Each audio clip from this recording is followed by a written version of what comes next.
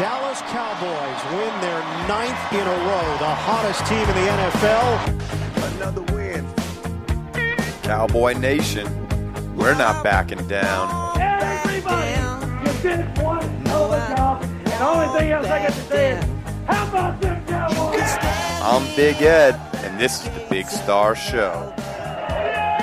It was the number one run defense versus the number one running team in football. Something had to give. This was a record-breaking weekend. Zeke the Freak set the all-time Cowboys rushing record for a rookie in only 10 games, that is, to boot. He did that on his first 2 carries of the game. Kept in check most of the first half, but that's what this team does. They wear you out. The maulers up front, the weapons on the edge, and of course, that star-studded young running back running down your throat all game. Elliott to the outside. Bound to bust open sooner or later. And they'd go to pull away late in this one, folks. They did keep Zeke under 100 yards, though. I mean, the Ravens' defense certainly is no slouch. But a win is a win, and another win we got. Gotta love the old school football style these Cowboys are bringing. Nothing fancy. Controlling the clock and not making mistakes. It's been this team's mantra all year. Dak went 14 for 15 in the second half. 2 of his 3 TD passes to Dez Bryant. Even though the defense did not record a takeaway again this week, some of the key plays to me were on the defensive side of the ball. Being able to keep that Ravens offense to only 17 points.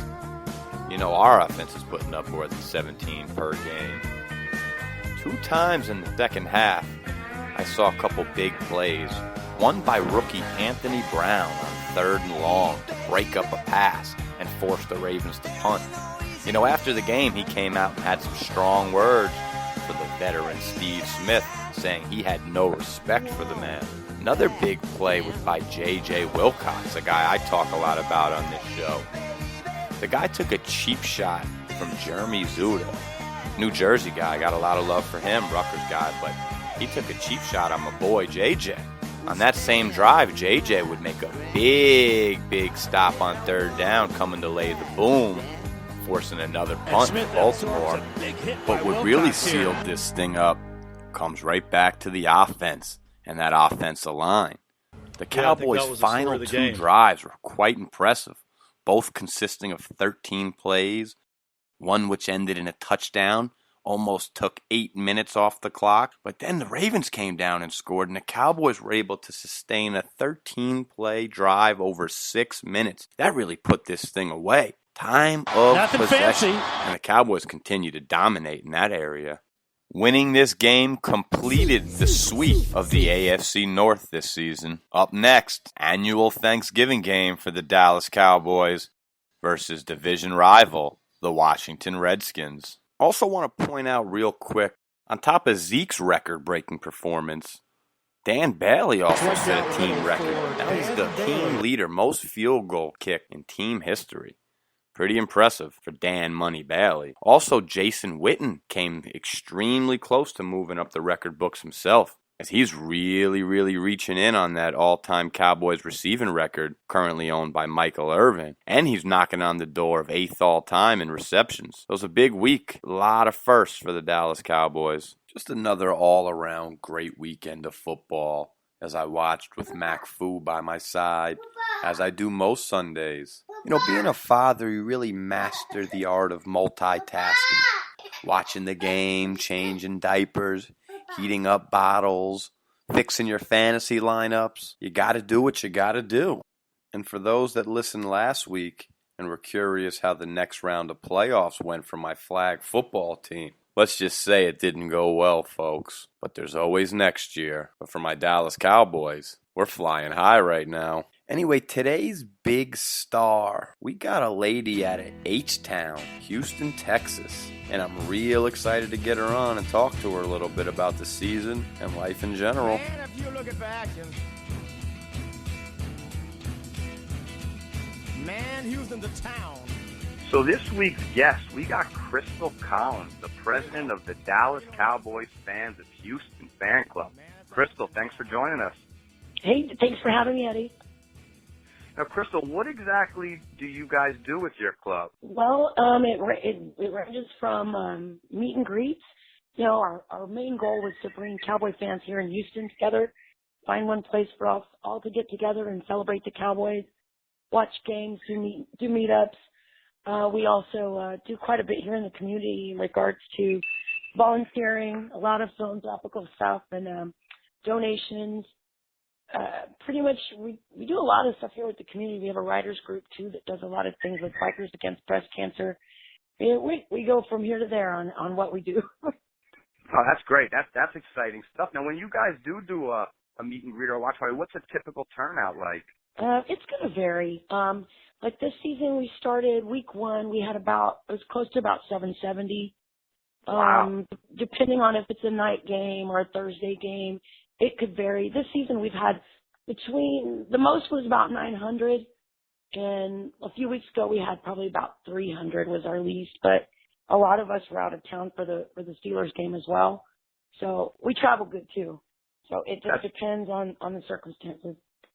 That's great. That's really an impressive turnout. Now, let me ask you something. You're in Houston. What was it like when the Houston Texans came back? I know you had the Oilers leave town. What was it like down there when the Texans came? What kind of fan following did the Cowboys lose, or what's it like? Is it Cowboy country? Is it Texan country down there? What's it like in Houston?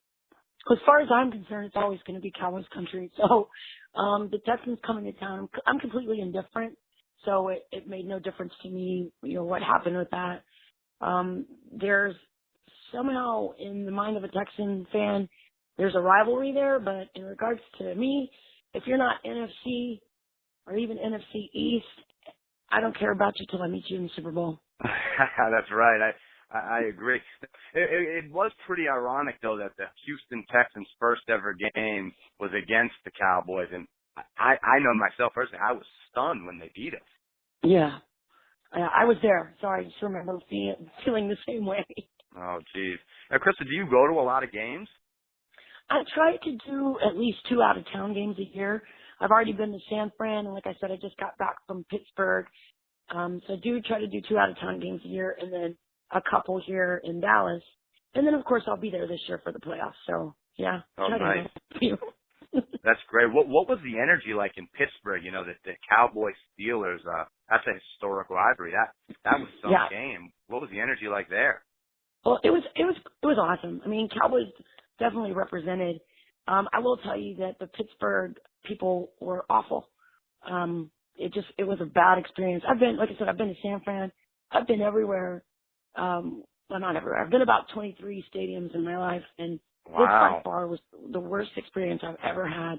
So in the end, when people were, you know, in the last minute of the game or 2 minutes of the game, when people were in my face, you know, just screaming at me, you know, laughing, saying, you know, telling us, you know, we were awful or whatever, it felt good to turn around and just take a bow and be like, yeah, who's the bad one now? I bet that had to feel real nice to see the way the Cowboys drove down and really punched it in right down their throats for the game winner. And it was amazing. Energy after that was crazy. Out of all the stadiums you've been to, what was the best stadium you think you've been to? Lambeau for sure. Yeah, I've been to Lambeau a few times. I had a good buddy of mine playing Green Bay. I was actually at the Dallas Green Bay playoff game with the Dez catch. So was I. I was there. I was right. Actually, I was 40-yard line, probably about 9 rows up from behind the Cowboys bench, from where I could see it all. Like Dez caught the ball on my side, and I could see it all. And when they overturned the play, I fell to my knees. And the people at Green Bay, those Packer fans, were so nice. They were like lifting me up and trying to, in their cute little Green Bay voices, just like, "Oh, you're gonna be just fine. Your team is gonna be great." So, that's hilarious. Yeah, they got the little Canadian accent kind of up there, don't they? They do. But they were really some really nice people.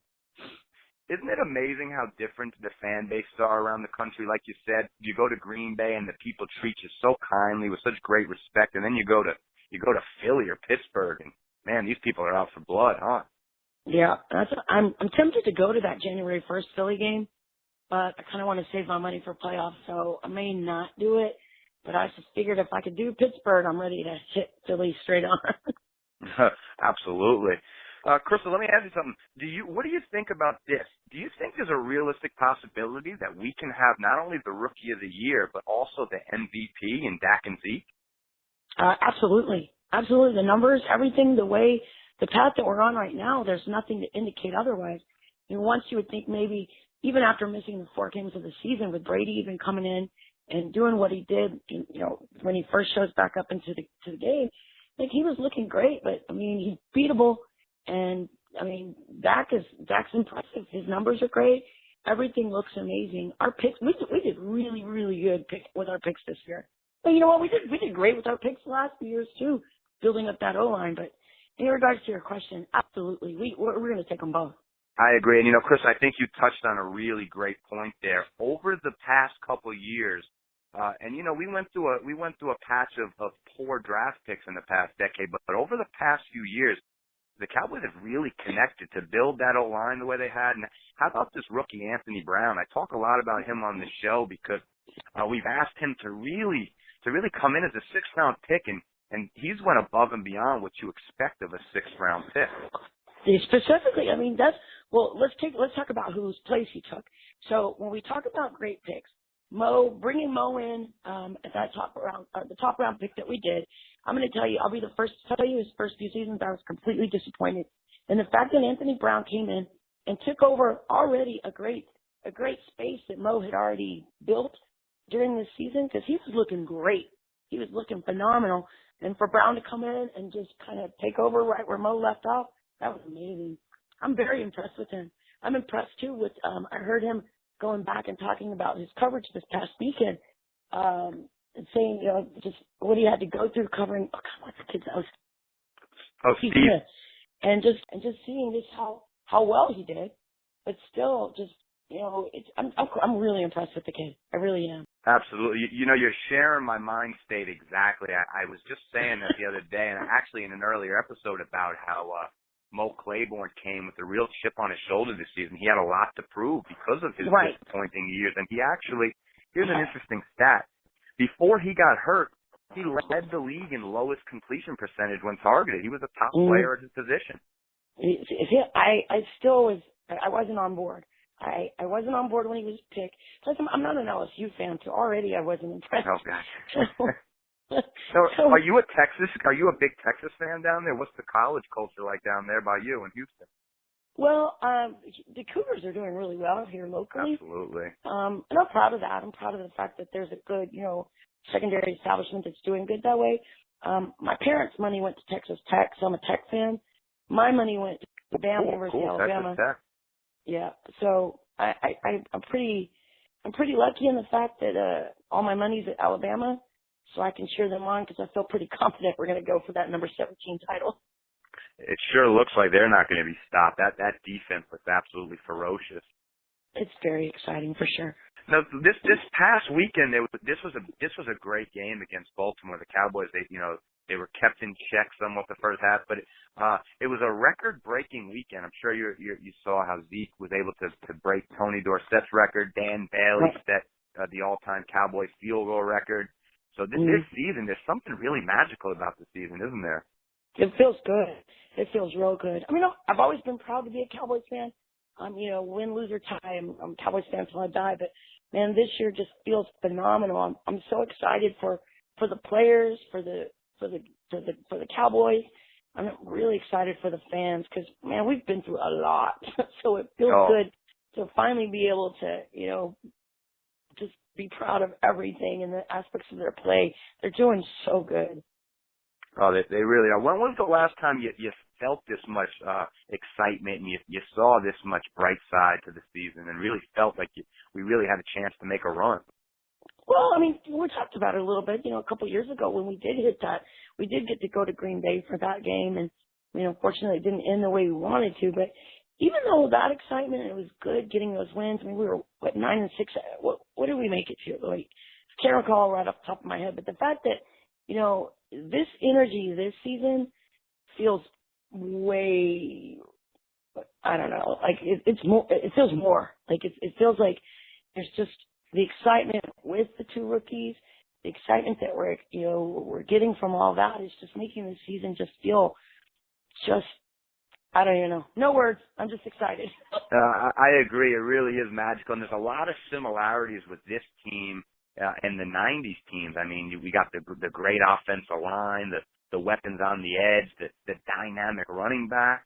I mean, there's a lot of young talent on this team on both sides of the ball. Now, how impressed are you with our defense? I mean, coming into the season, the expectation for the defense was low. I mean, there were people saying this could be an all-time bad defense, and it's been quite the opposite.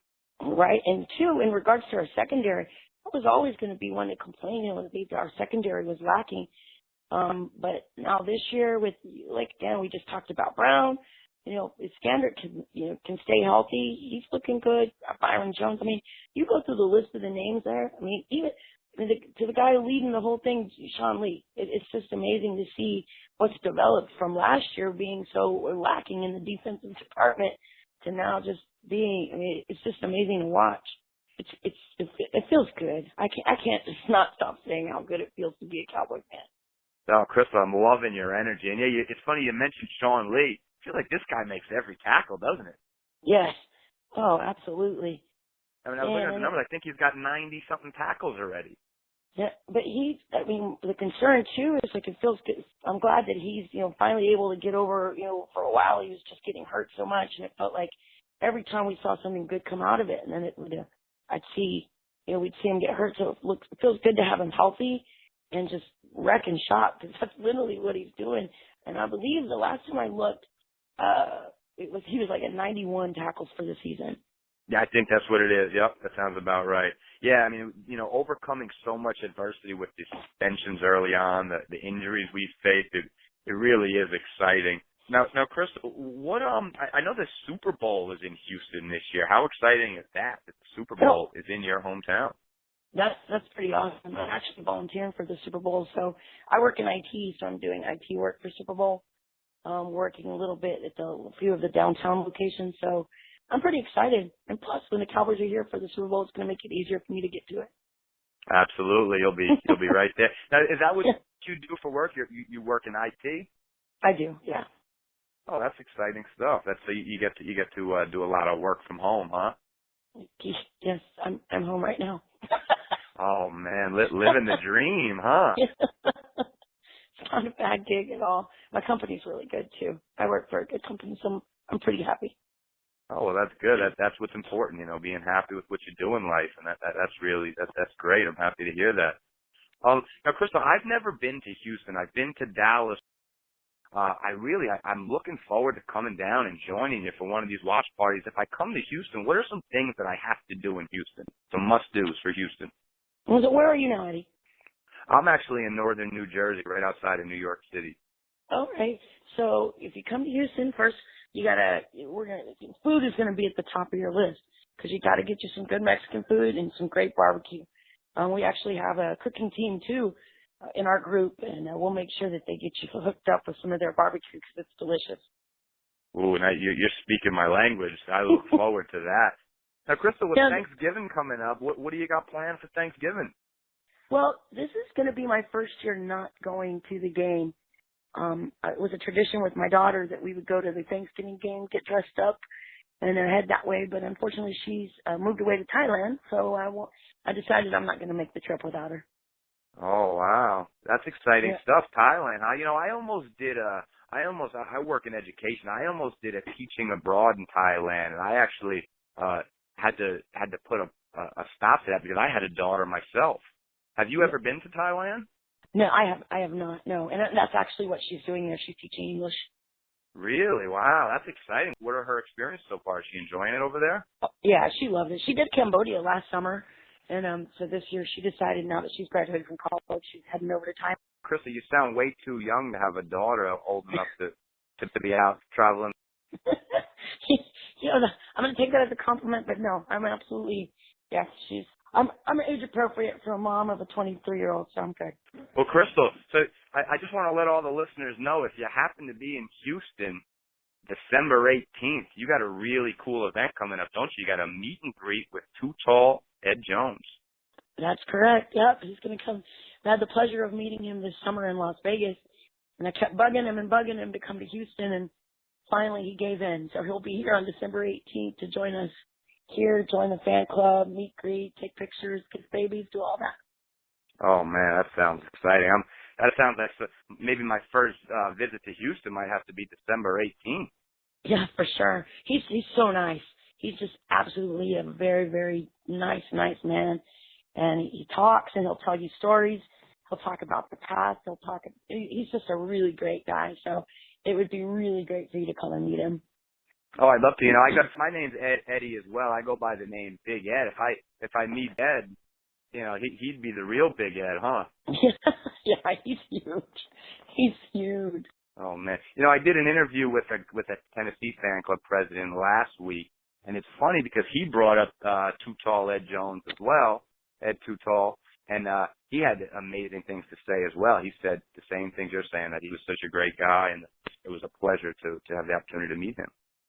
Oh yeah, he's really nice. And another fan club in Houston ran by Cynthia Bowen. She's actually puts us in touch with a lot of these players, but she actually is the one that got me hooked up with him and got us to Vegas to meet him and everything. So, but yeah, he's so. I mean, we've run into players that aren't the best to have at your meetup, and we've had some that are just like Ed that are just so good to the fans, that treat that appreciate it.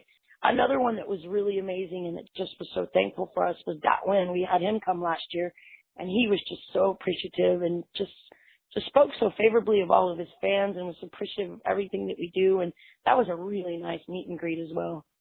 Oh wow, yeah, I remember him. He was a great linebacker for us over the years. Yep. He's such a good man. Like, I mean, it's been a very most experiences have been really, really positive. A lot of our players, ex and current, are really appreciative of what we have, going on and what we do for the Cowboys and how we support them. So it's been a really good experience. Not all of them, but pretty much for the most of them they have. That's amazing. That's really exciting. And I think I mentioned something along. How many members of your fan club about do you have? We're sitting at right above. I think it was like 12,000. I want to say it's like a little bit above 12,000. Wow, that's amazing. 12,000. That's impressive. And when did you start the fan club? Actually, it was started by a good friend of mine named Isidro. He started it. This is our 5th year. And he started it about 3 years ago. He started it. I took it over. This is my 3rd year having it. So we've been around for 5 years now. Impressive. It's good. So 12,000 and growing, huh? Yeah, it was good. I took it over. Yeah, we had about a little over 2,000 when I took it over. So it's kind of exploded with the popularity of the club, the word getting out here locally in the Houston area. We just had a local TV station come out this past Sunday to hang out with us and record and do a little news piece on us. So that was kind of cool. Oh, that's exciting stuff. Now, Crystal, what would you say to those people? Because, I'm sure you've heard some of the critics over the past few years that say that the Cowboys are no longer America's team. I would tell them they better check their facts, because right now we're looking like the world's team. Oh, I like that, the world's team. That's got a good ring to it. Well, I know we got a Dallas Cowboy fan over there in Thailand now, so we're really spreading this globally, huh? Absolutely. And if you took a look at, even last night and you watched a nationally televised game against, with the Raiders and the Texans, and if you look in the stands, there was quite a bit of Dallas Cowboys jerseys and everything. You could see that star spread throughout that stadium. There's a huge following in Mexico, so we're I don't like I said, we may not be America's team. We're pretty much the world's team because we're everywhere. Oh, absolutely. And the power rankings, the latest power rankings do have us number 1. So again, week 2. I like it. Well, Crystal, I really want to thank you for coming on the show. It is very clear to me that you are a very intelligent and a passionate woman, and I appreciate everything you do for our squad, and I really appreciate you coming on. Best of luck to you and your club in the future. Thanks again, Thank you, Crystal, for coming on. Thank you. Have a great day. All right, Crystal. Thank you. Take care.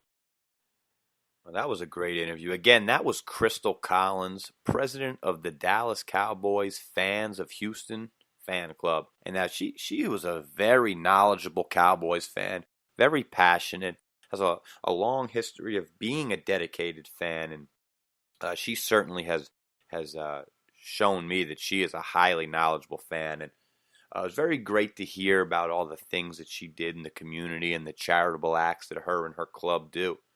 Like I said in episode 1, being a role model, being a positive influence and an inspiration on people is very important to me.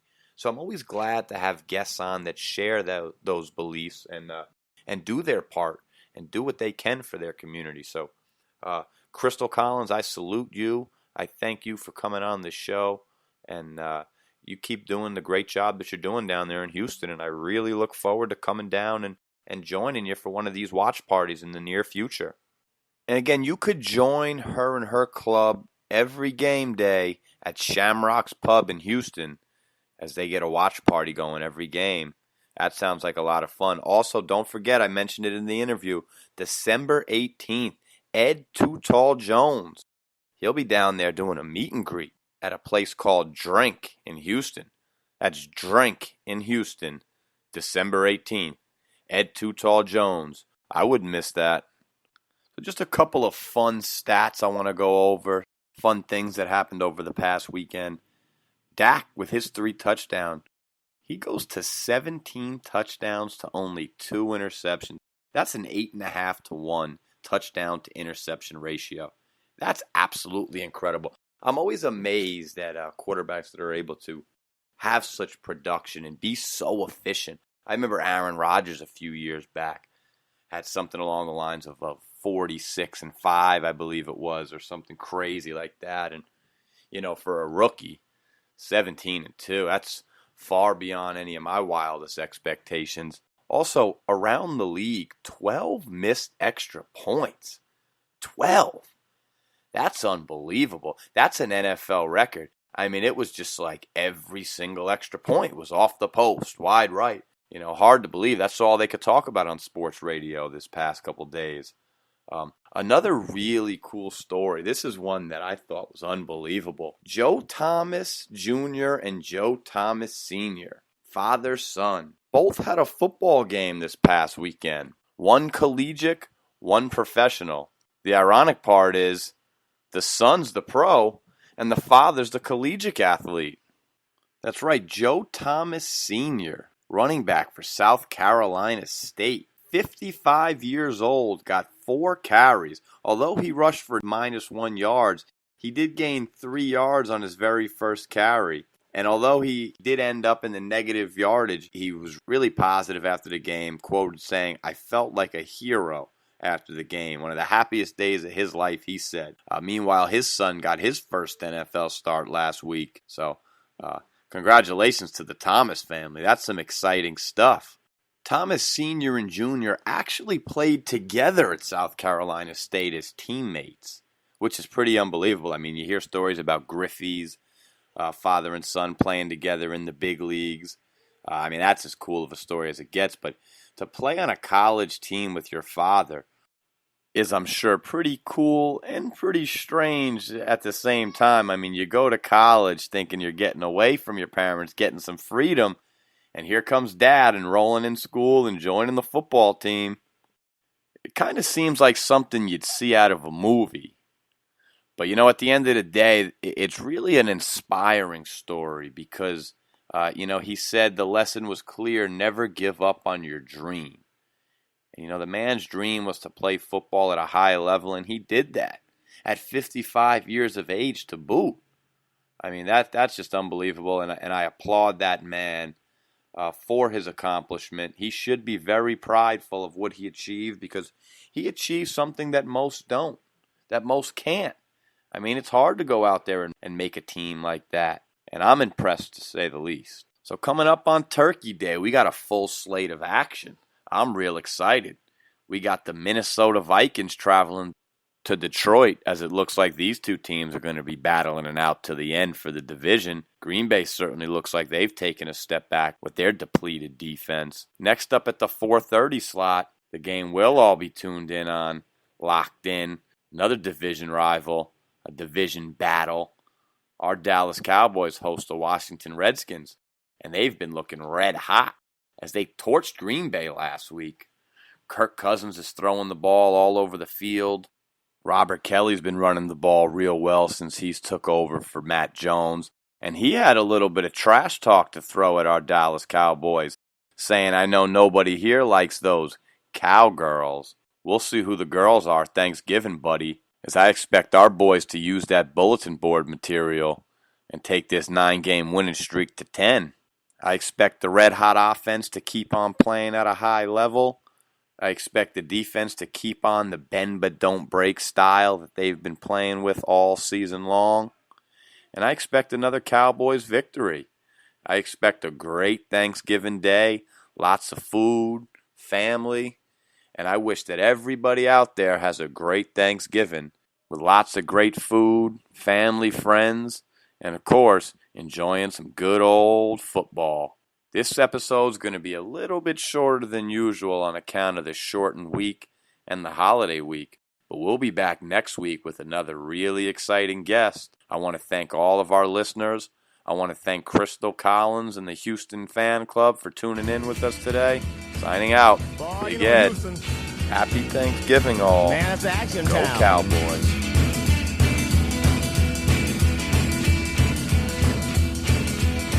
And you're hunting some happenings. You just ride.